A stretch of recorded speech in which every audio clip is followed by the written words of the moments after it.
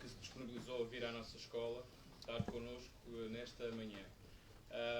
Eu, se vocês não se importarem, vou colocar a primeira questão e depois os colegas que estão aqui à frente vão colocar as outras. A primeira pergunta, é óbvio, é aquela que toda a gente faz: onde é que estava no 25 de Abril de 1974?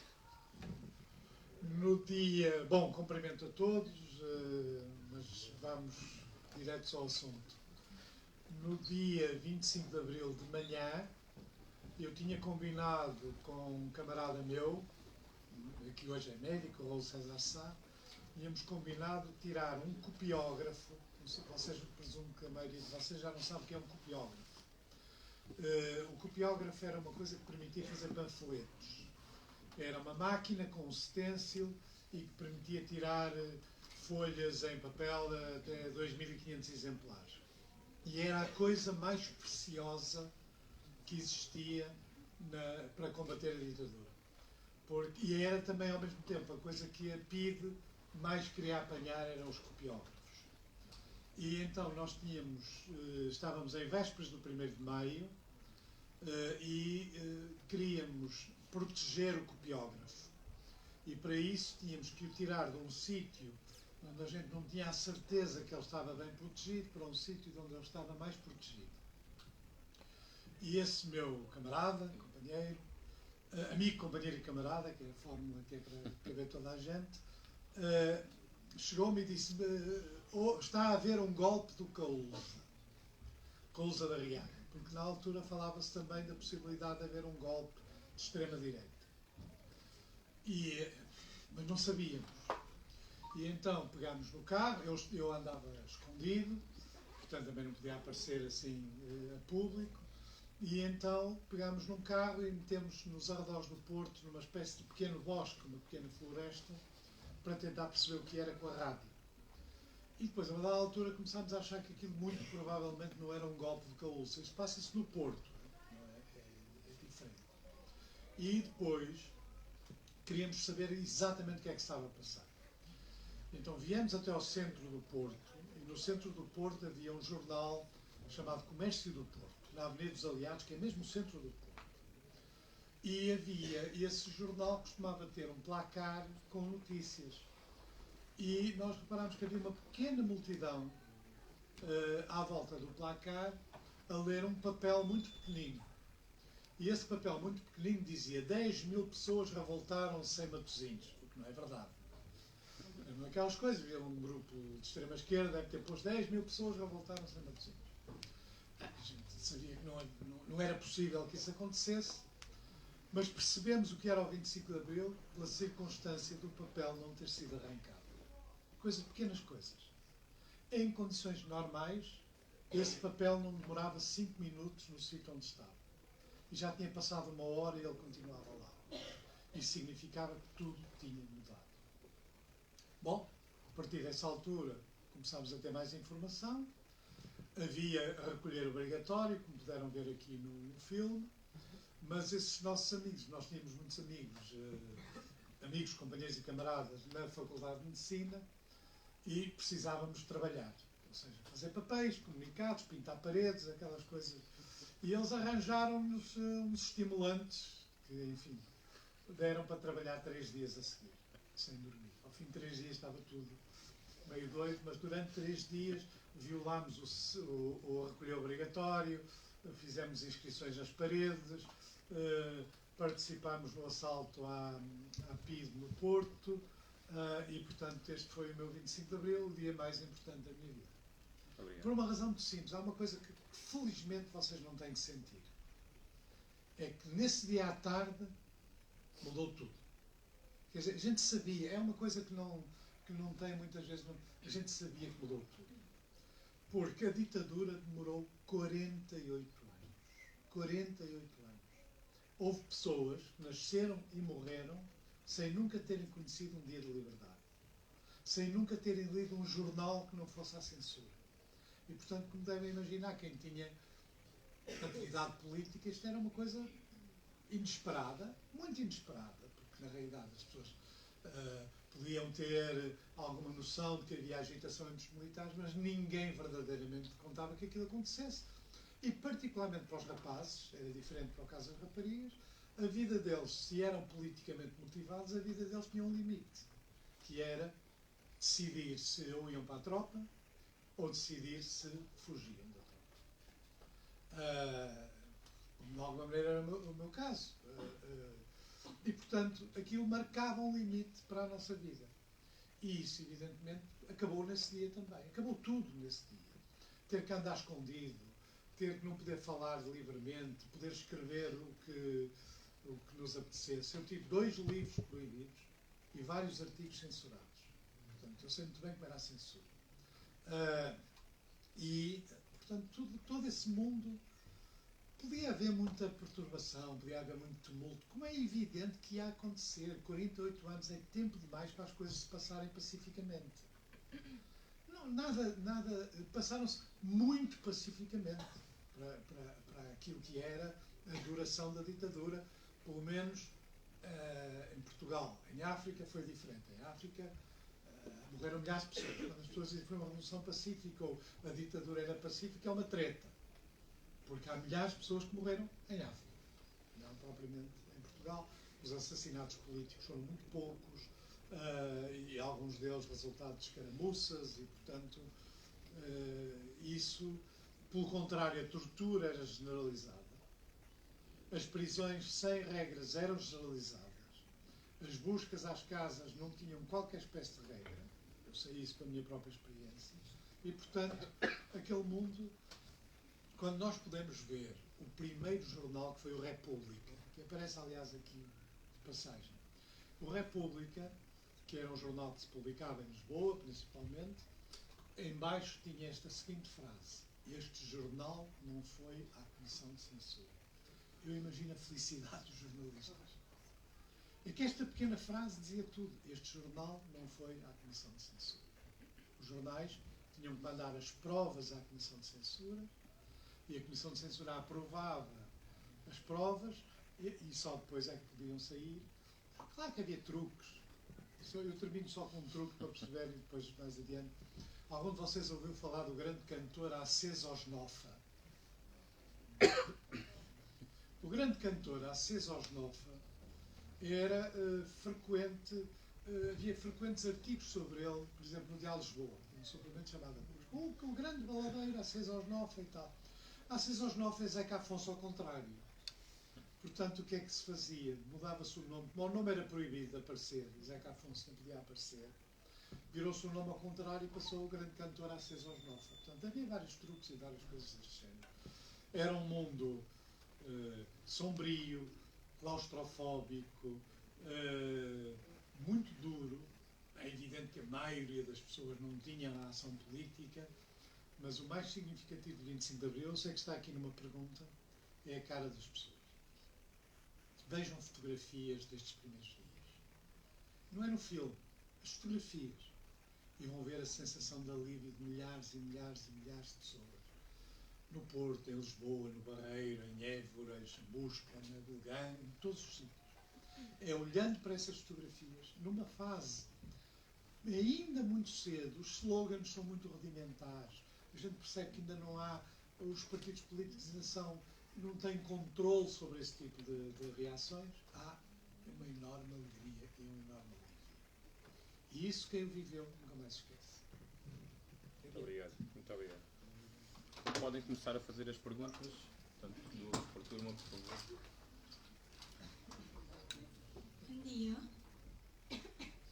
Como podem ser sensibilizados os jovens portugueses que não viveram o 25 de Abril para os valores e a importância da democracia?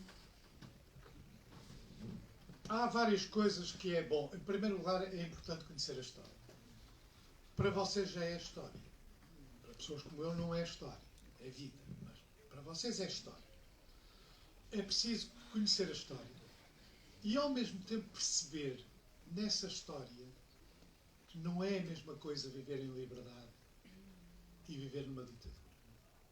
Numa ditadura, por exemplo, a maneira de vestir das raparigas nas escolas era controlada. Foi muito difícil impor calças, por exemplo. Coisas pequenas, coisas que não são muito importantes. não se podia, ajuntamentos de mais 3 ou 4 pessoas, a polícia desmantelava.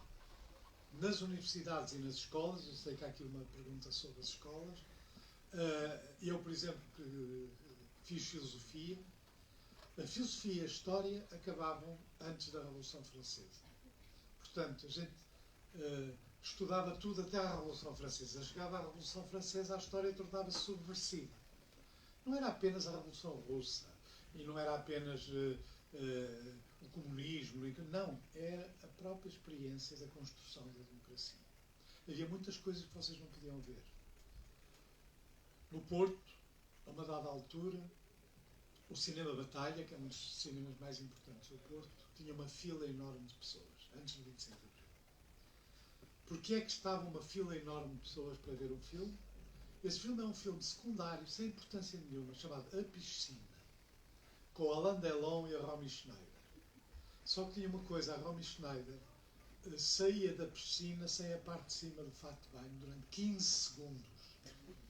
Não demorou mais de 15 segundos. Havia bichas para ver o filme. Era um outro mundo. É um mundo que... Como é que se transmite essa coisa? É com coisas como esta, é perceber essas coisas. É visitar uma prisão, é visitar Peniche, e entrar numa cela, e imaginar estar lá sem telemóvel, sem nada, ouvindo apenas os poucos barulhos que lá chegavam. É saber o que era estar numa universidade e, por exemplo, não poder fazer uma reunião. Estar numa universidade e poder ser preso a qualquer altura. Estar numa escola, do liceu, e não poder escrever o que se quisesse no jornal do liceu. Eu fui diretor do jornal do meu liceu. Fui 3 vezes chamado ao reitor. Chamar ao reitor era uma coisa sinistra. O reitor vivia no próprio liceu com a família. Mas ninguém o via, porque a zona de onde ele estava protegida pelos contínuos. Não se podia ir lá, a não ser quando houvesse algum sarilho. O meu reitor do Liceu Alexandre Colano era professor de alemão e tinha-se formado na Alemanha nazi. E era deputado da Assembleia Nacional. E, portanto, era ele que fazia a censura do jornal. O jornal chamava-se Prelúdio. Eu fui lá chamado 3 vezes. Eu conto-vos apenas uma das vezes. Uma das vezes ele chamou-me. Eu tinha escrito um artigo sobre o período azul do Picasso. Se quiserem depois ir à internet, procurem quadros do período azul do Picasso. Há um muito célebre, que é, antes de ele ser um pintor abstrato, era um pintor figurativo. Tem um rapaz nu com um cavalo. E ele chamou-me e disse-me assim: isto não pode ser, porque isto é para distribuir no Liceu das Meninas. Porque havia muita hipocrisia. Só rapazes no Liceu dos Rapazes e ao lado havia o Liceu das Meninas só com as meninas. Não é? Portanto, havia, quando terminavam as aulas das meninas, os rapazes iam todos esperá-las cá fora, diante da escadaria. E eu, nessa altura, respondi-lhe assim: mas é porque o cavalo está nu. Como devem imaginar, não foi propriamente uma resposta, teve outra resposta muito amável. Na realidade, o rapaz está nu com o cavalo. O cavalo também está nu, por acaso. E eu, de facto, era um mundo em que se andava sempre a pensar 2 vezes sobre o que se fazia. Porque havia não só censura fora, mas censura dentro. Esse mundo não se pode reproduzir para hoje. Hoje também há tentativas de censura. Não é a mesma coisa. Mas não é a mesma coisa. Censura, na altura, impedia as coisas de circular e mandava as pessoas para a PIDE quando achava que era mais grave. E se eu vos disser que a censura cortava coisas que hoje parecem completamente absurdas, cortava e autorizava, porque as autorizações são também interessantes. Autorizado este livro, mas não pode ser colocado em bibliotecas operárias. O autor é o justo. Autorizado este livro, mas não pode falar-se da inflação com a Junta Guerra Mundial. E tudo durante 40 anos. Portanto, grande parte das coisas que vocês podem ver hoje livremente, podem ver livremente nos jornais, podem ver livremente nas notícias, garanto que em 80% não passava a censura. Por várias razões. Não havia suicídios, havia acidentes com armas, ou dos recursos. No Alentejo havia uma epidemia de caça. Em vários sítios do país onde havia caça, havia acidentes com armas. Porquê? Não se podia dizer que era um suicídio. Os acidentes mais graves, como por exemplo as inundações de 1967, em que choveu muito, o sítio onde choveu mais foi Cascais. Não um morto. O sítio onde não choveu tanto como em Cascais era a zona entre Lisboa, Louros e Vila Franca de Xira. Ainda hoje não se sabe quantas pessoas foram pelo menos 700. E não se sabe porquê. Porque não só não foram contadas, não se deixou contar, não se deixou mostrar os enterros. E assim, pediu-se que os pais falassem da realidade. Graças ao mundo destes. Próxima pergunta. Bom dia. Deixa eu pegar o microfone. Bom dia. Como eram as escolas antes do 25 de abril de 1974? Eu já dei alguns exemplos como eram as escolas. As escolas eram. As escolas, em primeiro lugar, tinham uma organização paramilitar copiada da Itália fascista, chamada Mocidade Portuguesa. As pessoas eram obrigadas a fazer parte da Mocidade Portuguesa e a usar uma farda que incluía um calções caqui e uma camisa verde. A camisa verde tinha diretamente os anos. E tinha um cinto que tinha um S. E toda a gente sabia que o S era o S Salazar. Ou seja, a qualquer atividade circunstelar da escola, ou seja, fazer aquela exposição lá fora, fazer este encontro, fazer esta conversa, seja o que for, fazer desporto lá fora, só podia ser feito no âmbito da universidade. E a Universidade Portuguesa tem uma organização de tipo militar. E em bom rigor começava na escola primária, os LUSI. Era uma organização que na altura em que eu estive, quer o liceu, quer já não tinha a força que tinha tido no passado, mas continuava a ser a única organização política. Em muitos casos, as associações de estudantes não existiam. Na minha faculdade de letras, a associação de estudantes estava proibida. Onde é que nós reuníamos? Nas escolas. Quando queríamos fazer uma reunião maior, a gente já sabia que tinha um quarto de hora 20 minutos. Para 20 minutos chegava a polícia. Por exemplo, na Faculdade de Ciências. Então, havia várias. Não havia qualquer espécie de qualquer liberdade de associação, de organização, de opinião. E ao mesmo tempo, aquilo que nos ensinavam, nós temos o arquivo temos muitos dados da escola primária, do ensino básico. E esses ditados, na maioria dos casos, são sobre o chefe, o ser grande. O chefe é o grande princípio, era o princípio da autoridade. Uma das coisas que o regime dava mais importância era aquilo que nós hoje chamamos de respeito. Vocês sabiam, por exemplo, que as críticas aos árbitros de futebol eram cortadas pela censura. Porquê? Porque o árbitro de futebol era a autoridade no jogo. Quem criticava a autoridade no jogo, criticava a autoridade na prática. Portanto, um dos autores mais perseguidos antes do 25 de Abril era um homem que fazia uns livros meio eróticos, meio satíricos, chamado Vilhena. A censura passava. Quer dizer, os censores há despachos da censura que dizem coisas como esta. Nem vale a pena ler. Sabendo de que autor é, proíbe-se. E porquê? Porque o Vilhena tinha uma série de livros com desenhos, enfim, hoje seriam um pouco diferentes, como senhoras. Só que em cima das senhoras estava sentado um bispo, ou um capitalista, ou um senhorio, ou alguém, ou um polícia. E portanto, isso, o respeitinho era aquilo que os censores mais protegiam. E o Vilhena tem, por exemplo, um livro com este título prometedor: Julieta das Mulheres. Julieta das Mulheres, é uma filha nova, prostituta.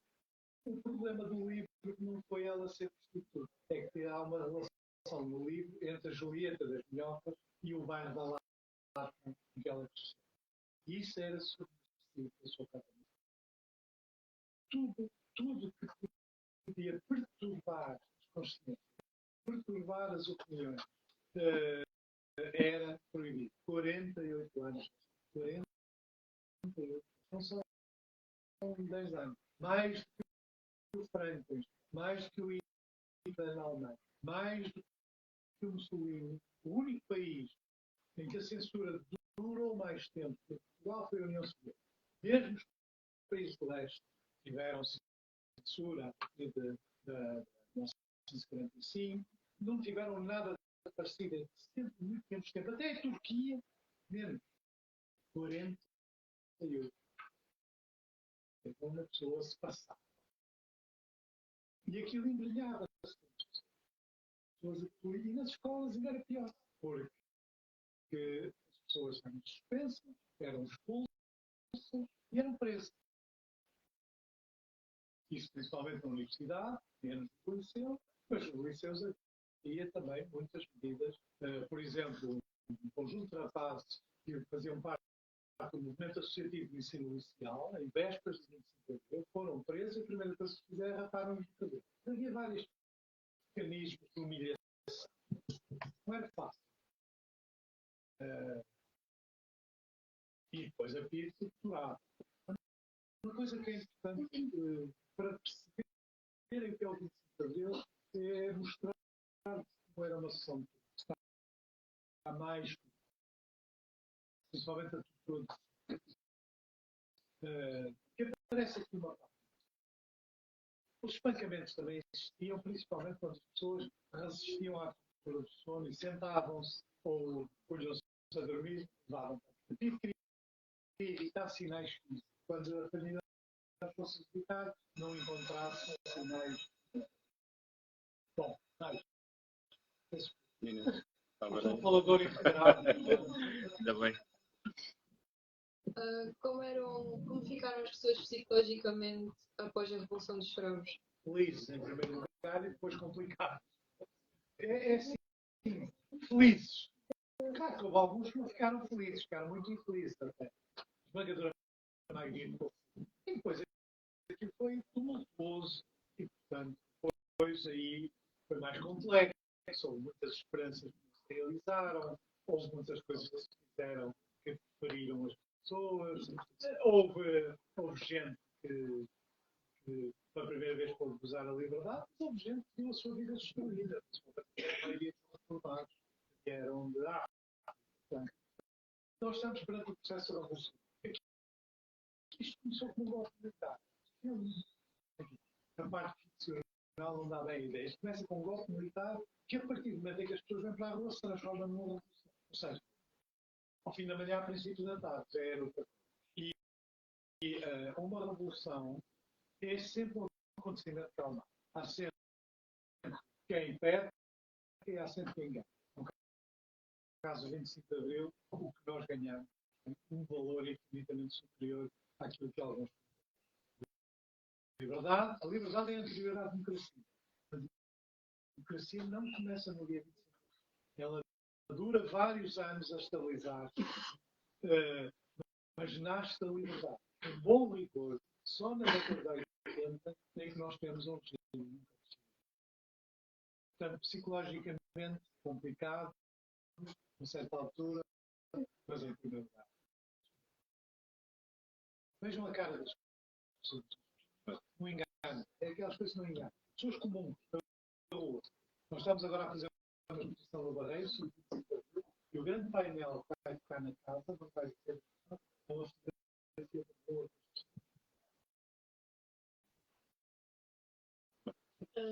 Qual a parte do filme mais relevante para si? É um conjunto de filme, vamos lá ver. O filme, para quem conhece isto do ponto de vista histórico, há aqui muita coisa que é ficcional. Este é um filme e tem sempre aquelas histórias de humor, lá no meio e tal. As personagens eram menos politizadas do que é o que aparece no filme. Os acontecimentos são mais ou menos retratados ou bem descritos, mas de qualquer maneira o filme é uma excelente propaganda. Qual é as imagens? Para que dizer os acontecimentos todos? Às vezes há um excesso de palavras em acontecimentos que foram, apesar de tudo, mais. A conquista do Castelo do Carmo foi relativamente mais simples, só que parece. Aquela coleção do Salgueiro Maia em Santarém não foi bem assim. Quer dizer, os acontecimentos das rádios também não foi bem assim, mas não importa. No essencial, isto é um grande filme sobre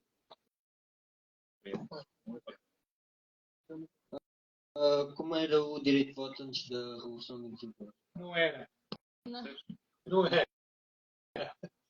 Era assim.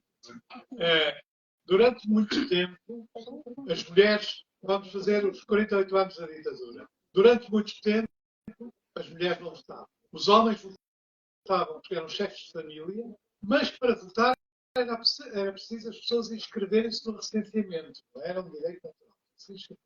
Uma das grandes campanhas que fazia a oposição era a favor do recenseamento. E era uma coisa que o regime do Estado Novo não gostava. Não gostava de popularizar o recenseamento, porque sabia que quanto mais gente votasse, mais os resultados eram os. E depois as eleições eram uma farsa. Significava que a oposição aproveitava o período eleitoral, onde havia, apesar de tudo, mais algumas liberdades, para depois recusar-se a ir às urnas. E, portanto, as eleições eram falsas, a votação era de um pequeno número de portugueses, os poucos podiam votar, e os resultados são fictícios, porque, por exemplo, a Legião Portuguesa, aqui fala-se da PIDE, há uma segunda instituição da mesma natureza, que é a Legião Portuguesa, também criada nos anos 30 ao modelo italiano e alemão, e a Legião Portuguesa organizava vários caminhões que iam de mesas de volta a mesas de votos, e ao mesmo tempo ninguém tinha controle sobre a contagem dos votos. Mas quem tinha que imprimir os votos eram as organizações. Por exemplo, eu participei na campanha em 69 do Porto, e uma das coisas que se tinha que mandar fazer eram os boletins de voto. Portanto, pequenas diferenças no papel ou no formato eram fáceis de identificar por quem controlava as urnas, que em muitos casos eram gente com ligação à PIDE, ligação ao regime, e ao Partido Único, há um Partido Único chamado União Nacional, depois mudou o nome para a Ação Nacional.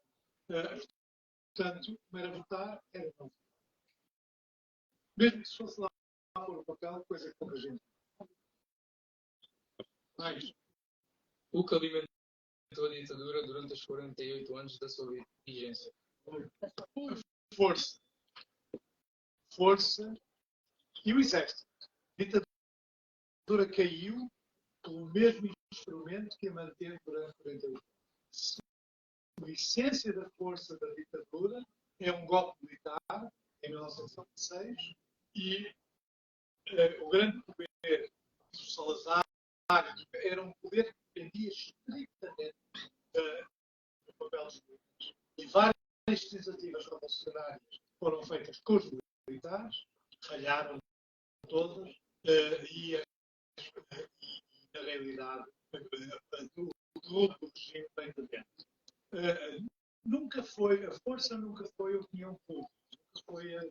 A força foi essencialmente a brutalidade da vida e os mais. Bom, eu sou péssima testemunha, mas posso dizer que era péssimo.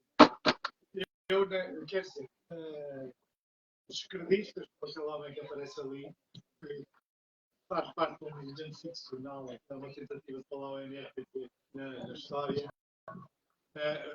Os esquerdistas, como eu, que era maoísta antes do 25 de Abril, tínhamos aquela coisa de ir para as fases. Ou seja, ia-se trabalhar para as fases. Trabalhei na tipografia, as fábricas têxteis, dentro, na zona do Ave, e eu posso dizer uma coisa. As mulheres operárias tinham, hoje fala-se muito da violência doméstica.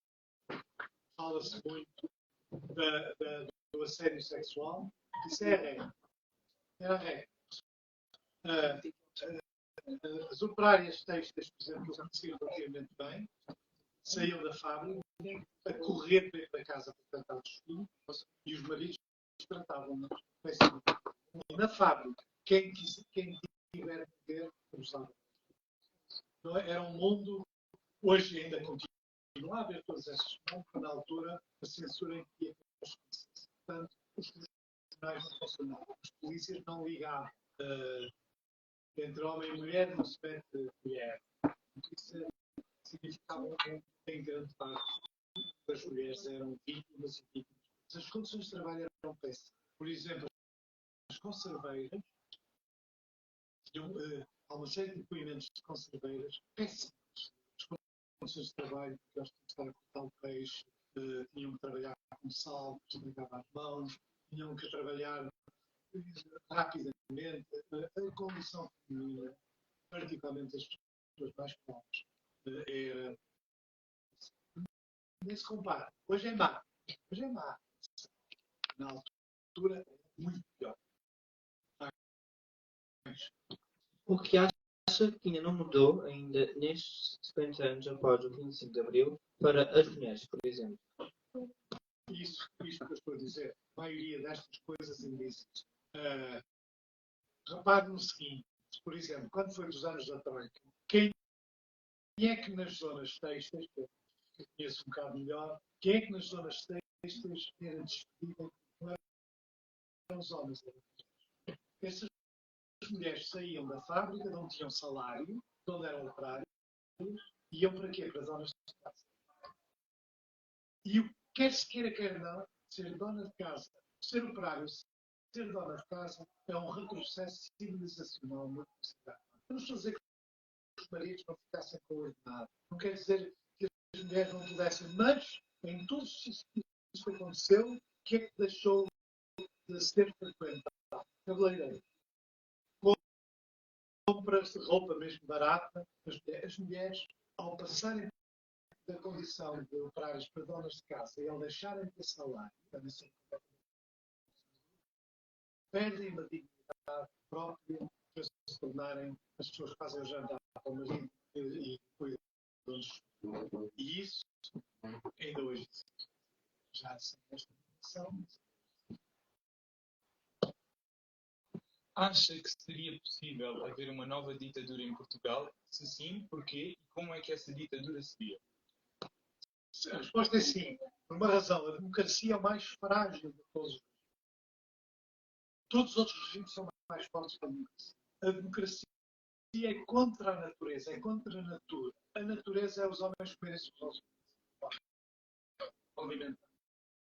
A democracia introduz um conjunto de medidas que são essencialmente morais, os seus soldados, introduz o primado da lei, introduz regras, introduz mecanismos para o funcionamento da sociedade, no qual é importante a soberania popular e é igualmente importante o primado da lei. E, portanto, é um regime que só tenta quando em determinados momentos a democracia perde força, tudo isto vem abaixo. Como é que ela pode perder força? Até à Revolução Francesa, as pessoas, a maioria das pessoas, e mesmo depois eram religiosas, e tinham um mecanismo de autojustificação de viverem uma vida péssima. A maioria das pessoas vivia muito mal. Aqui, hoje vivem nos sítios do mundo.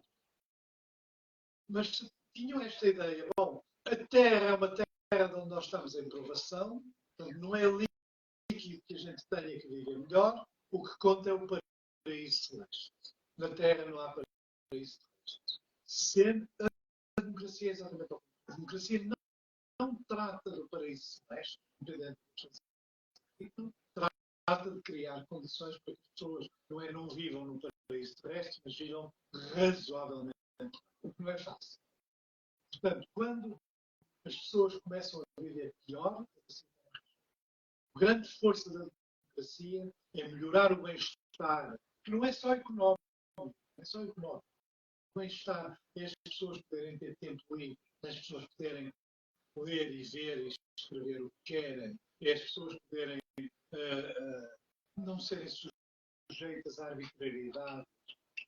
E isso é fundamental. Quando há uma deterioração económica, quando há perda de confiança da representação, quando há corrupção no poder político, isso fragiliza muito a democracia. Como é que será uma nova ditadura? Certamente diferente da do passado, mas as características são muito.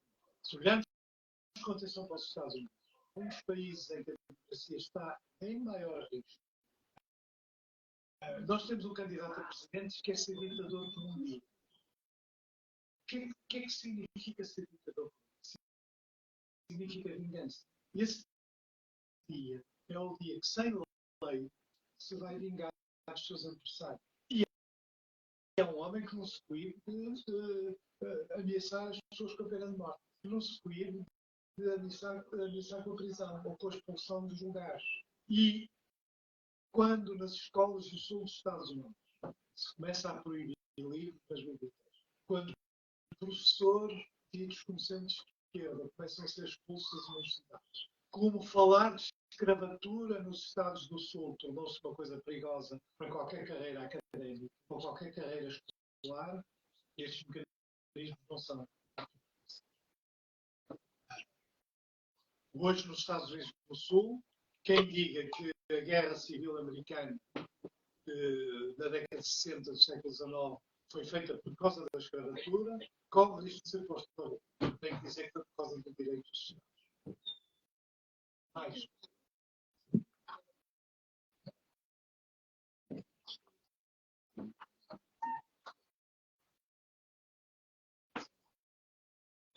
Hoje, em Portugal, vivemos em democracia, mas qual o espaço e o papel dos imigrantes no nosso país atualmente e por que motivo são tão discriminados? O papel dos imigrantes é fundamental, em primeiro lugar, porque eles trazem experiências culturais, tradições religiosas diferentes. Isso é bom. E bom. Eu, por exemplo, estudei árabe 3 anos no saía do Parlamento e a correr para a mesquita. Hoje já não sei praticamente nada, mas contactei com a comunidade islâmica. Devo dizer que aprendi muito com isso. Aprendi muito ao aprender árabe, porque há certas coisas que as línguas transmitem, e, portanto, há certas asneiras que eu não vou dizer sobre os países árabes, porque sei que são asneiras. Por exemplo, uma vez assisti a um comentário televisivo, um discurso do Saddam Hussein, que é muito infrequente. E ele faz um discurso em que fala da jihad, aquilo que normalmente nós traduzimos por guerra santa. Mas a jihad no Alcorão tem outros significados. Ele, por exemplo, cumprimenta as pessoas no início do seu discurso com uma fórmula que vem do Corão. Não há maneira de cumprimentar as pessoas num país árabe sem usar essas fórmulas. Eu não preciso ser religioso, mas eu naturalmente tenho que as usar, porque são formas que entraram de forma colonial. Como aliás, existem muitas fórmulas em países cristãos. Deus te ajude. A pessoa pode dizer uma coisa dessas, graças a Deus. São coisas desse género. Nós sabemos muito pouco. E eles sabem muito pouco sobre nós, que a gente fecha. Depois são importantes também na demografia. Os imigrantes fazem, enfim, têm diferentes tradições, educam-nos muitas vezes. Claro que nós temos a imigração de pobre, portanto, nos Estados Unidos, a imigração de vietnamitas e de sul-coreanos, resultados das guerras dos Estados Unidos, produziu os melhores alunos de matemática dos Estados Unidos. Porquê? Porque tem uma tradição dos pais os ajudarem a trabalhar em casa. E eu já vi isto em Portugal, num restaurante indiano, os filhos do restaurante, numa mesa ao lado, a estudar. Que é uma coisa que a gente não vê normalmente, mas, portanto, trazem também outros tipos, trazem uma demografia diferente e trazem uma força de trabalho diferente. Isso que geram desemprego, é uma treta. os casos de desemprego que eles assumem são empregos que os portugueses não querem. O que é natural, porque a uma dada altura eles também não os vão querer. A realidade também é esta. Mas são. E é uma coisa que as escolas devem fazer, é levar as pessoas a contactarem essas comunidades. É uma experiência única, por exemplo, ir à Casa de Cabo Verde uma festa. Ir a um bairro ou uma zona onde estão muitos nepaleses. Uma zona onde há muitos imigrantes de Angola ou do norte da África. E perceber que muitos dos problemas que eles têm são os nossos em pior e são os nossos quando imigramos. Porque aqueles que atacam os imigrantes esquecem-se que nós temos milhões de pessoas que imigraram em condições miseráveis e também foram maltratados nos seus países. Em França viviam em bairros da lata. Em França eram tratados de forma rássica, maltratados. Foi preciso uma geração, 2 gerações, para que os filhos começassem a serem portugueses e franceses. Não há mal nenhum. O filho vive nos Estados Unidos. E é americano e português. Não deixou de ser português. E eu acho muito bem que ele seja americano. Tem um número de anos suficiente para ser americano. Acho bem que ele seja americano. Não deixa de ser português, não deixa de acompanhar a vida portuguesa. E a mesma coisa acontece. Claro que ele é um provisor. Trabalha lá. Trabalha numa coisa muito.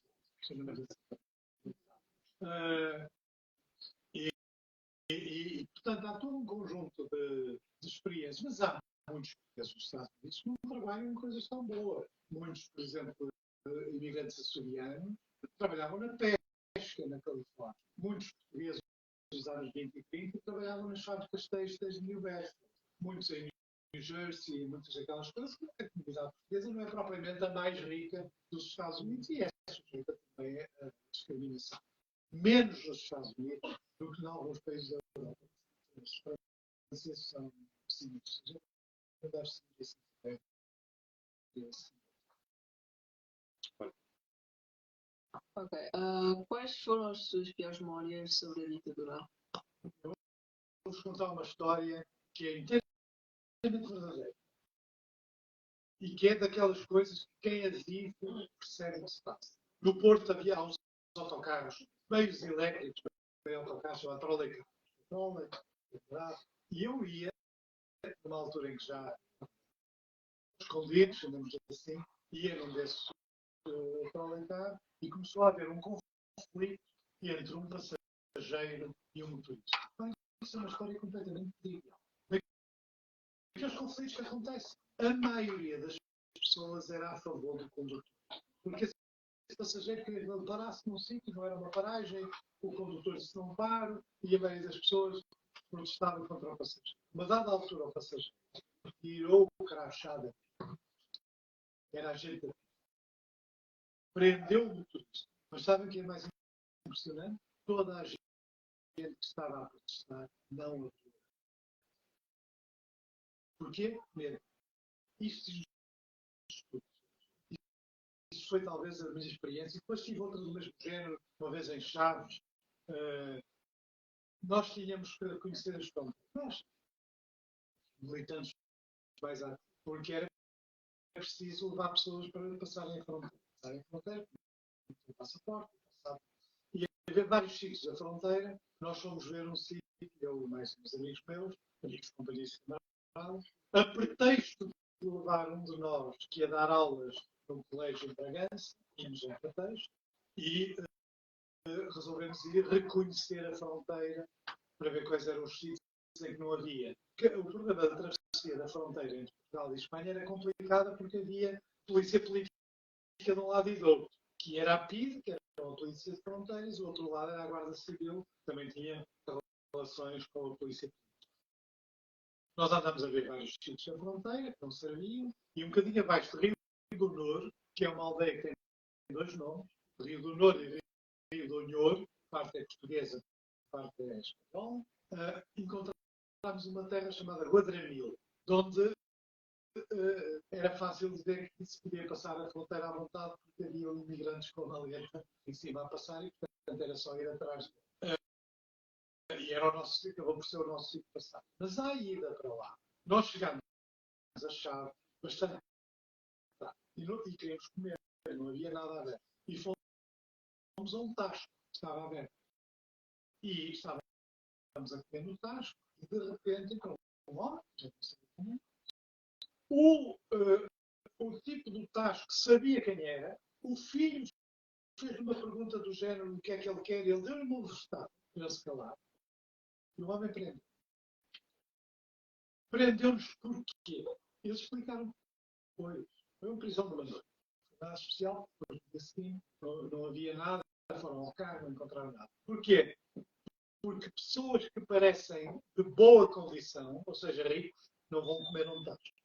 E isto só. Nós ficamos suspeitos por ser pessoas que se percebia que não eram propriamente miseráveis nem imigrantes clandestinos, fomos comer um tasco. Este tipo de coisas são coisas hoje completamente. Mas foi exatamente isto. Claro, puseram-nos numa cela todos juntos. Estrada, filheiras, famílias. Que nos permitiu combinar. E uma das coisas que nós combinámos é quando fôssemos interrogados, eles perguntavam a profissão do pai ou da mãe, e a gente, senhor professor, doutor, não sei o que, trata da faculdade de ciências. Bem, foi um festival, a maioria de nós tinham parentes desse género, e bem, que eles perguntavam, e tal, e o seu pai, isto é professor, doutor, doutor. E aquilo impressionava pela mesma razão que o Tasco tinha impressionado ao contrário. E acabaram de deixar. Saímos dali, passámos por Miranda de Douro, fomos presos em Miranda de Douro. Porquê? Mas só que aí também durou uma hora ou duas, porque a gente disse, telefonem lá para as chaves, já fomos presos em chaves, e eles telefonaram para as chaves. Exatamente fazer a função que era suposto fazer. Estas coisas eram completamente arbitrárias. A gente tinha alguma prudência nesta. Imaginou que podemos juntar, podíamos ser presos por uma coisa que na altura era a Direção-Geral de Segurança. Foi o nome que Marcelo Caetano deu à PIA. Direção-Geral de Segurança Adstrita Judiciária. Era o nome. O homem identificou-se, foi para achar, aprendeu. Direção-Geral de Segurança Adstrita Judiciária. E levou-nos para um quartel da PSP que tinha essa cela, onde provavelmente muita gente. Porque a condição estudantil, a condição da alta, era importante também. Quando foi do 25 de abril, libertaram as cadeias. A maioria dos presos muito politizados, queriam era ficar para fora. Os trabalhadores alentejanos tinham sido presos por causa das greves no Alentejo, queriam bater no GNR. Porque tinha uma experiência com os GNR, que mal entravam na carrinha e levavam. Não era sequer preciso esperar muito o interrogatório, levavam logo. Tinha um ódio aos GNR e foi preciso convencê-los que não valia a pena estar à espera dos GNR. E isto mostra também como as diferenças sociais são importantes. Quanto mais pobre se era, ou se era operário, ou se era trabalhador rural, a repressão era muito pior, mesmo quando essa repressão ia procurar atingir mais. Eu não tenho nenhuma noção das horas, portanto, eu tenho que mandar. Tá bom, tá bom. Antes do 25 de abril, quem tinha direito de frequentar a escola? Todos os alunos aprendiam as mesmas coisas? Se não estivessem em colégios privados, aprendiam tudo da mesma coisa e da mesma forma. Agora é evidente que é muito diferente um aluno que vem de uma família que tem livros em casa e cujos pais são formados e alguém que vem de um bar de lá. E essa diferença que ainda hoje existe traduz carreiras muito diferentes. A diferenciação social fazia-se, por exemplo, o meu pai obrigou-me a fazer o exame de admissão ao liceu e à escola técnica.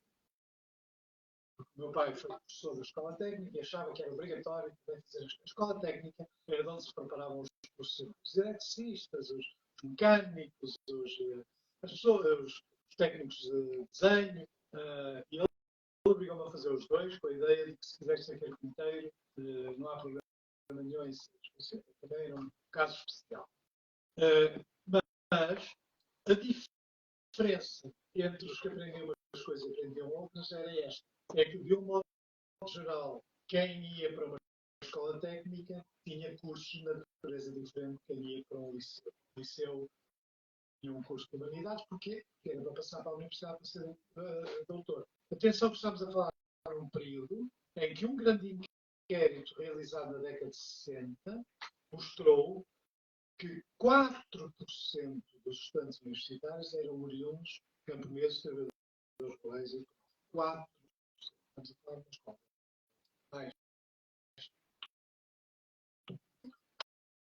Formas, programas de rádio, assim como os livros, eram controlados pela censura. Era tudo. É assim. A censura tinha vários braços. Um era a Comissão de Censura. Depois se chamou Comissão de Exame Prévio, mas era a mesma coisa. A Comissão de Censura controlava duas coisas. Os jornais, que tinham que mandar provas antes de saírem, e os livros, que eram censurados depois de serem proibidos. Havia depois censura de cinema, que era feita pelo Secretariado Nacional de Informação e que também censurava, depois mudou de nome várias vezes, começou por se chamar Secretariado de Propaganda Nacional, depois quando a palavra propaganda caiu Secretariado Nacional de Informação, aquilo que era o SEMI controlava os filmes, os espetáculos de teatro e as músicas. Por exemplo, o António Calvário, para vocês também não dizem nada especial, o António Calvário era um nacional consumidor, um daqueles cantores populares, tinha umas músicas que passavam por todo lado, como a Madalena Iglesias. O António Calvário teve um disco proibido. Porquê? Porque ele conta uma ida ao Porto ao funeral de um amigo dele. E evidentemente que a implicação é que ele tinha morrido na guerra. Isso foi suficiente. Há imensas músicas por trás. Há arranjos folclóricos com músicas. Ser cortado significa que o disco era proibido, a maioria das coisas de José Afonso. Muitas das coisas foram feitas fora de Portugal. Muitos dos discos editados foram feitos fora de Portugal. Por exemplo, alguns cantores ligados à imigração e cantavam para os imigrantes em França, na Alemanha, no Reino Unido. Os espetáculos de teatro, esses tinham uma grande censura, com exceção de teatro de revista. O teatro de revista podia haver umas piadas. Era uma coisa... Tinha uma certa tradição de piadas, mas aquilo era rigorosamente controlado. O soldado, uma vez contou-me, que como é que a censura neste caso, do CNI, funcionava ao teatro. Os censores iam assistir aos ensaios. Ou às vezes a peça era ela própria. Ele contou-me que havia uma parte do espetáculo, que ele contava que ele sabia que a censura ia contar. E então ele disse aquilo de uma maneira tão mal feita, enganando-se, trocando as palavras, que os censores deixaram passar. Havia vários truques, as pessoas faziam vários truques. Por exemplo, se eu quisesse publicar um texto do Stalin, eu chamava-lhe José Dias. O Stalin era José Jugatsvili e Stalin. Tudo passava a ser José Dias. Se eu quisesse publicar um texto de Marx, na Berta, eram vários coisas. Carlos Marx escreve sobre, não é sobre o marxismo, é sobre o racionalismo.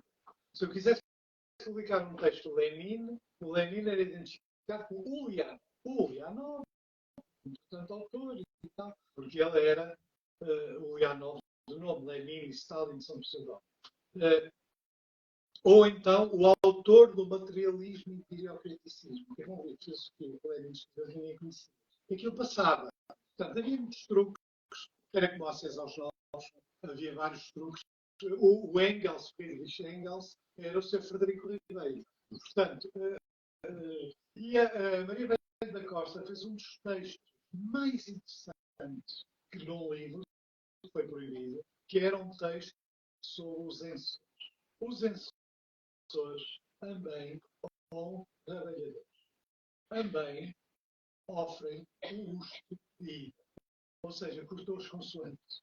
Os censores também são trabalhadores, também sofrem com o custo de ida. Como é evidente, o livro foi imediatamente proibido, mas é um dos textos mais interessantes. E quando nós fizemos uma reflexão sobre a censura, eu normalmente é um de vocês que estava lá e dizia, leia. Eu ao princípio não sabia como é que havia de ler. Mas depois, quando as pessoas começavam a perceber, percebiam muito bem como era o mecanismo da censura. Portanto,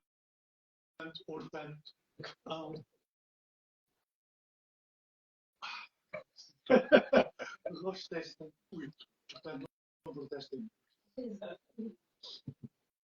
Mas a censura estendeu-se aos reclames. Os reclames das empresas de publicidade é tudo censura.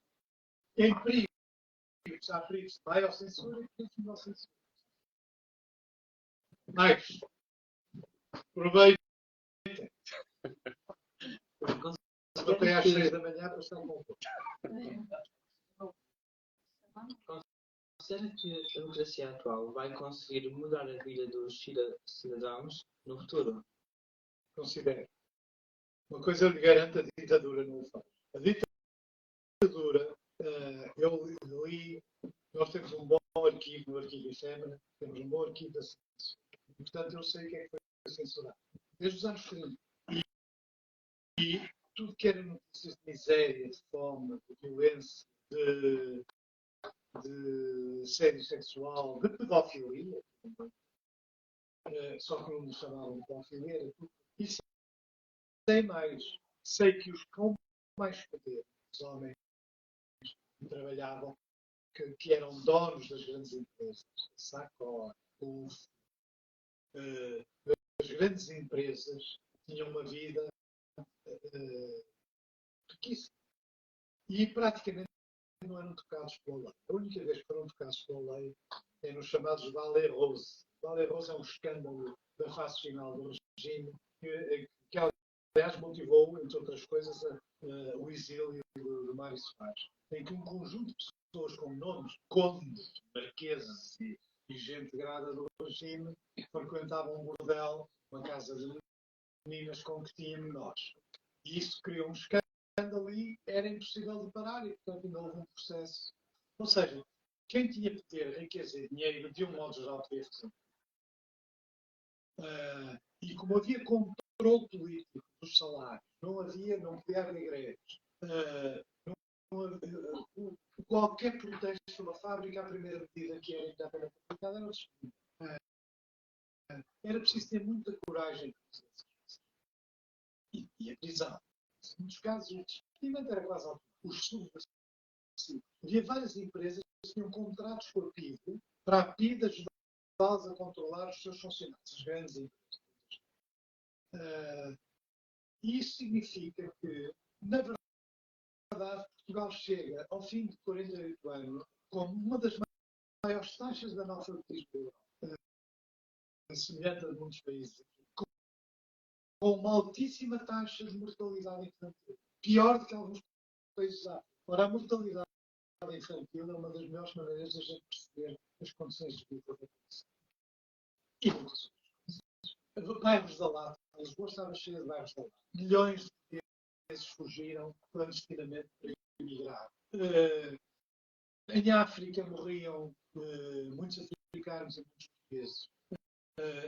Era uma situação, a democracia não é perfeita, muitas vezes funciona mal, mas apesar de tudo é mais fácil melhorar as condições de vida e o bem-estar da democracia, a não ser para os grandes.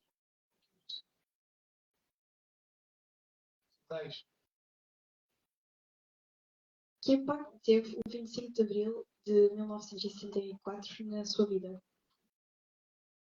Vou dar um exemplo concreto, mas inesperado. As pessoas andam com chaves nos bolsos. Fazia chave no bolso, sim, tem que mostrar chave. Temos aqui um voluntário. Foi bem alto. Chaves. Eu, obviamente, também tinha chaves. E antes do 25 de Abril, quando eu ia a caminho de uma casa, eu vivia em várias, uma coisa que eu fazia era pegava nas chaves e tirava as bolsas. Porquê? Porque eu sabia que a primeira coisa que fazia no laboratório era sobre as chaves. Eu tinha chaves numa fotografia clandestina, tinha chaves de casa, e estavam pessoas escondidas, tinha chaves de casa. Cuja, aliás, em casos também era lá próprio uma casa especial, eu tinha falsos, essas coisas. E este hábito de tirar as chaves, isto era tudo estudado, atenção. Estudava-se a melhor maneira de chegar a casa, às vezes por um caminho mais longo, para ver se não havia nada extraordinário. Encostava à parede, no carro, e o que ia com as chaves na mão. E a minha ideia era, se houver qualquer coisa de estranho, eu deito as chaves fora. E até havia uma zona que tinha um jardim, e disse, é para o jardim que vai.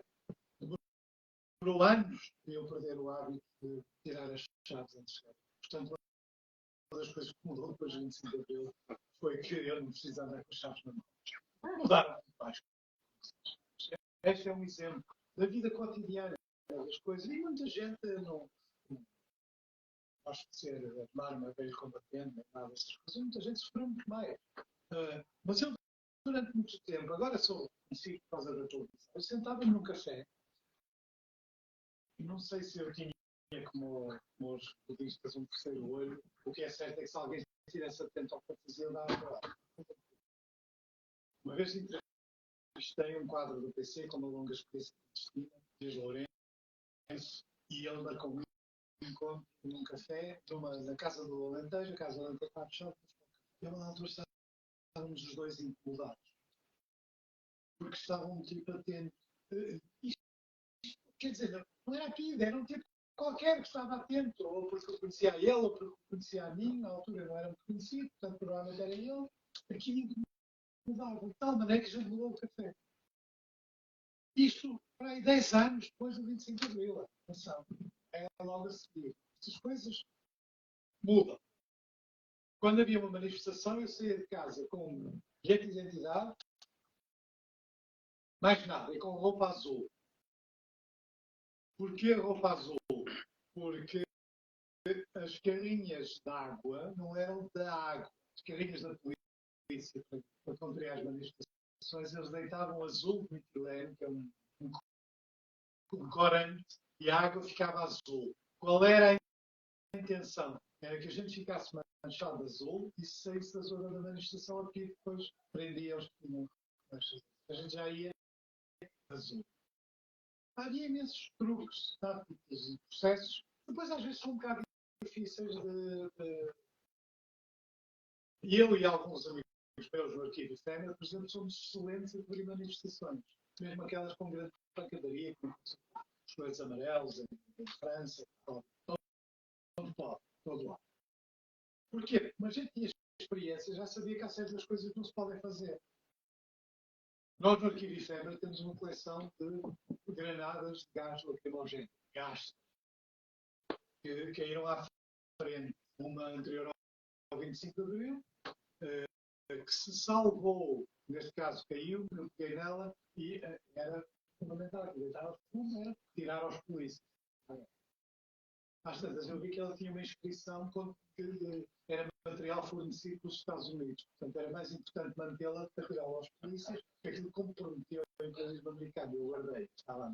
Mas há outras mais modernas, usadas, por exemplo, nessa manifestação dos coelhos amarelos, temos balas de borracha, temos o kit do manifestante violento, que é uma máscara e soro fisiológico. Para quê? Está no olhos, no campo. Portanto, são treinos destas coisas. Que felizmente vocês não têm. E espero que nunca tenham a oportunidade de aprender. É um mundo. A gente hoje pode falar disto, se tem graça, algumas coisas parecem anedóticas. Na altura era tudo muito a sério. O aéreo, para usar assim, era muito aéreo.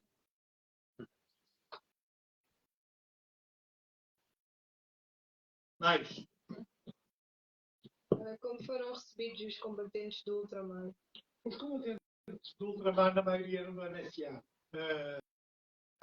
O MFA tinha não só a organização de Portugal, como tinha uma organização forte na Guiné, tinha Moçambique, em Angola, não sei exatamente qual era a força, e, portanto, de modo geral, foram bem recebidos. Quem teve alguns problemas foi os portugueses, os chamados ocupados. Isso sim, foi complicado, porque perderam muitos haveres e daí havia a ideia, como em França tinha acontecido com as pessoas que tinham fugido, franceses tinham fugido da Argélia, chamados Pieds Noirs, que estavam no sul da França e viraram essa zona para a direita. E havia muito receio que, do ponto de vista político, os nossos reformados fizessem uma inflexão ao votarem para a direita mais radical não aconteceu. Um dos grandes sucessos da nossa democracia foi a integração dos povos. Não era fácil, não sei nada. Eu dava aulas, por exemplo, na altura, e eu lembro-me de ter alunos da vossa idade que nunca que não sabiam que era muita coisa. Da África, não estavam habituados ao mais pequeno sinal de frio, havia animais que eles não conheciam, havia outros que eles conheciam, mas de um modo geral, em 2, 3 anos, há um grande sucesso, há um estudo académico sobre isso, um grande sucesso da integração.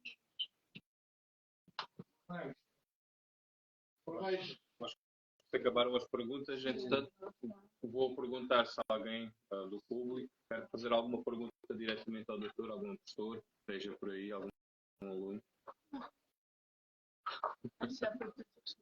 Claro, ok.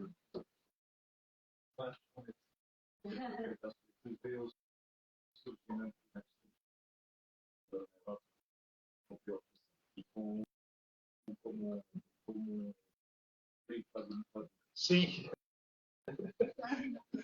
Sim.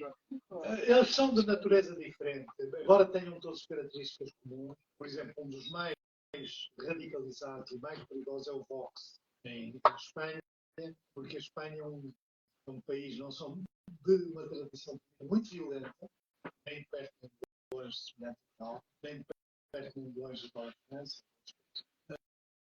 E há a questão das nacionalidades. No fundo, há uma clientela para o ultranacionalismo espanhol. E isso torna o Vox muito perigoso. Não é apenas as causas tradicionais da extrema-direita, o combate o machismo, a homofobia, a diminuição das liberdades, é também, neste caso, a questão das nacionalidades. Isso verificou, aliás, agora com muito. Eu acho que a principal razão do crescimento da extrema-direita é exatamente a democracia não ter sabido, principalmente nos últimos anos, dar às pessoas esperança de que vão viver. Eu acho que isso e a esquerda, a direita, olha isto de uma determinada maneira, com a ideia que a liberalização da economia resulta num grande crescimento económico, não é líquido, há coisas que correram bem, mas é evidente que há muitos aspectos da liberalização, quer no plano político, quer no plano económico, quer no plano social, que são positivos. A esquerda distraiu-se, do meu ponto de vista, de um elemento fundamental, que é a luta pelas melhores condições sociais com as causas, chamadas causas. As causas fraturantes falam para uma pequena elite. Não estou a dizer que o combate das mulheres, o feminismo, os direitos LGBT, contra o racismo, não sejam relevantes na sociedade. Até porque a sociedade portuguesa é machista, racista, homofóbica. Não tenho dúvida nenhuma. Não há o exagero que houve no passado e é preciso alguns, mas a coisa está lá. Mas transformar.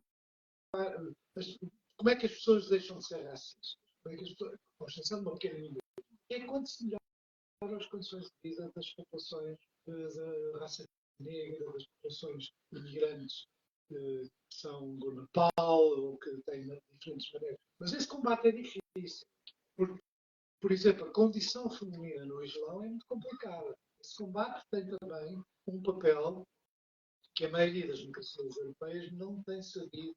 Os ingleses fizeram de uma maneira, os franceses fazem de outra. Há setores fundamentalistas radicais em França em que uma rapariga ou uma mulher que está doente se recusa a ser vista por um médico. Se recusa a trabalhar numa loja de onde tenha que cumprimentar ou tratar com homens. São coisas muito complicadas que, aliás, o que fazem é manter, em muitos casos, a condição secundária dessas populações. Varia com de onde eles vêm. Por exemplo, na Mesquita de Lisboa, havia duas populações dominantes dos muçulmanos, uma mais rica e outra mais pobre. Os homens da Avenida Almirante Reis, que tinham vindo de Moçambique, Paquistão, que eram, de um modo geral, têm lojas, são comerciantes, têm relações familiares com pessoas que produzem, fazem móveis e importam. de um modo geral, têm uma atitude muito mais livre em relação a os mais pobres, que são os que vêm da zona da Guiné, do Golfo da Guiné, por exemplo, praticam a castração feminina. E isso é muitas vezes um problema que a gente tem que confrontar com etnias, raças, agora não se costuma dizer raça, como é que se fosse, e grupos, que aliás existe com os ciganos também, quando os ciganos tiram as raparigas das escolas aos 12 anos. Há aqui muitos mecanismos que são difíceis, são fáceis de transformar em atitudes de racistas exclusoras, mas a gente tem que saber lidar com Mais alguma pergunta que queiram fazer? Então, se não há, eu vou colocar a última questão, se não se importam, e gostava também de ouvir a sua opinião, e depois vamos ficar por aqui, agradecer a sua presença, ter feito esta viagem. O Dr. Rui esta manhã de Lisboa. E vai agora. E vai agora, exatamente. Para outra. Portanto, eu vou-lhe colocar esta questão. Como é que foi Portugal entre o 25 de Abril e o 25 de Novembro, e que efeitos teve o 25 de Novembro, então, para a implementação da democracia em Portugal? Entre 25 de Abril e 25 de Novembro, como era óbvio, o país viveu numa espécie de tumulto politizado, que é talvez melhor retratado num filme chamado Torre. Torre é uma idade que foi ocupada por grande parte por militantes da Luar. É ali nos arredores entre Santarém, Alcoentre, Rio Maior, naquelas zona, aliás, estão também os depósitos das nossas reservas. Torre era a maior propriedade morada da polícia. E esse filme retrata uma cena muito interessante, que é a célebre cena da enxada. Que é os ocupantes, estou a falar com um camponês que diz assim: essa enxada que tu tens aí agora é propriedade coletiva. Que ele diz: não, é minha. E há um diálogo muito interessante. Não, é nossa, porque a gente agora coletivizou os meios de produção e tal, entre uma linguagem e uma experiência pessoal. E este tipo de coisas são típicas do chamado pré, com tentativas, evidentemente, de radicalização do processo político, punham em causa, em muitos casos, a democracia. O que é que fez o 25? O 25 de novembro travou mais de consolidar a democracia, mais do que combater o partido, aquelas pessoas que dizem, travou o caminho para a guerra. Isso é um enorme. Guerra civil porquê? Porque dos dois lados estavam militares. É um pouco como se estas cenas entre militares estivessem sempre no limite de acontecer. Com os regimentos ou os comandantes ligados ao SPIN, outros ligados aos setores moderados da NFA e ao Partido Socialista, e outros ligados ao COPCOM, ao TELO e alguns ligados ao Partido Socialista. E, portanto, há uma tentativa de golpe, por razões também corporativas, com os paraquedistas e com a alteração do Comando Militar de Lisboa e com o TELO afastado e vai Vasco Lourenço do quem é que criou as condições para a vitória do 25 de novembro, sem ser no próprio dia? Foi o Partido Socialista, que é o principal partido a assistir ao Partido Socialista, com grandes manifestações. O grupo o Melo Antunes, o Vasco Lourenço, todo um conjunto de militares moderados, o próprio Costa Gomes tem um papel relevante, e estes homens criaram a Câmara, o Mário Soares, por exemplo, criaram o Sá Carneiro menos e o PPD menos. O PPD sim, o Sá Carneiro menos que estava doente, estava afastado do partido, mas é do mesmo lado. As coisas são... E, portanto, chegou-se ali ao momento em que podia haver uma confrontação militar. Há mortes. E há ali um momento em que a coisa esteve...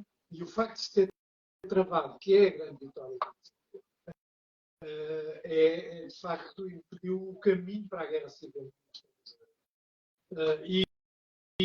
Agora, a democracia demorou tempo. Teve que terminar o pacto de iniciar partidos, que é uma democracia populada pelo Conselho da Revolução. Teve que se estabilizar os partidos. Teve que haver um presidente civil. Parece que não, mas o Soares, na primeira volta, numa campanha em que eu participei bastante, e, portanto, na primeira volta ele ganhou à esquerda.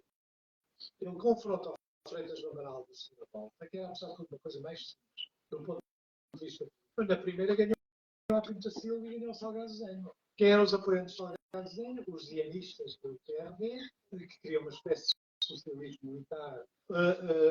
Pinta Silva queria uma espécie de vazismo participativo, não é? Uma coisa democrática, são coisas que contestam o direito à representatividade da democracia parlamentar. E o Zenha era apoiado também pelo Partido Comunista, que queria um sistema partidário relativamente equilibrado, em que os partidos, como o PSD, e o PPD, PSD e o PS não fossem dominantes e o PC estivesse na segunda linha. Portanto, ele queria que todos tivessem com votações próximas, que davam muito maior poder político e muito maior capacidade de atração. Portanto, na realidade, só na década de 80 é que isto se estabiliza. Depois com as revisões constitucionais, e ainda hoje há muitos restos da coisa que está na Constituição, mas ninguém pensa em implementar. Porque, de facto, são coisas de época. Há coisas que não são de época. E eu acho até positivo que se mantenham lá. A Constituição tem uma gênese democrática. A primeira grande eleição que ajudou a abrir caminho para a democracia é a eleição da Assembleia Constituinte. Portanto, hoje há uma espécie de comemorações. Eu já, aliás, disse a alguns desses comemoradores, a 25 de novembro, vocês vão fazer uma festa ao Soares, vão fazer uma festa ao Vasco Lourenço, vão fazer uma festa ao Costa Gomes, que gente que eles odeiam. Não, vão fazer uma festa ao Jaime Neves. Sendo o Jaime Neves tem um papel importante do ponto de vista operacional, mas o Jaime Neves tem uma cadeia de comando. Quem mandou fazer aquilo foi Costa Gomes e o Vasco Lourenço. O Manuel Antunes teve um papel importante em que não se legalizasse o Partido Comunista, que daria certamente o sentido de uma guerra civil. Meus amigos, a história tem duas coisas, metam na vossa cabeça, nem que seja, façam de conta que eu sou um telemóvel. Vocês estão a explicar, metam duas coisas na vossa cabeça. Em primeiro lugar, que a história é sempre feita de surpresas. Quem vos disser, ou seja, a regra é os prognósticos são no fim do jogo. Reparem na pandemia. Ninguém imaginava os efeitos sociais da pandemia. De repente. Reparem, hoje há tropas portuguesas no Kosovo, no Mali. Quer dizer, ninguém imaginava que isto pudesse acontecer há 20 ou 30 anos atrás. A história tem sempre um elemento de surpresa. E, por outro lado, a história é sempre complexa. Nunca é simples. Tentem sempre ver os lados das coisas e também a complexidade dos mundos. Eu permito, eu tenho por acaso não trouxe, podia ter trazido, fazer um enorme sucesso. Eu tenho um aparelho cala telemóveis para esta população. E esse aparelho são um par de sapatos. Eu pego um par de sapatos de homem, meio estragados. Eu pego um par de sapatos e levanto um par de sapatos. Por acaso podia ter trazido. Eu levo isso para as escolas normalmente. Imediatamente cala tudo, porque aquele homem está a mostrar um par de sapatos. E acabam logo os telemóveis. E gera-se a tensão. E eu rendo a perplexidade nos adultos e em vocês sobre os pares de sapatos. Eu viro para um lado, viro para o outro, quero pegar neles e tal, e depois explico. Aquele par de sapatos não é um par de sapatos vulgar. Entre a sola e a parte de cima dos sapatos tem uma serra. Para quê? Para quando o homem trazia os sapatos fosse preso, tivesse uma serra para serrar as graças. A partir daí, tudo é par de sapatos. Bom, boa sorte. E leiam. Obrigado.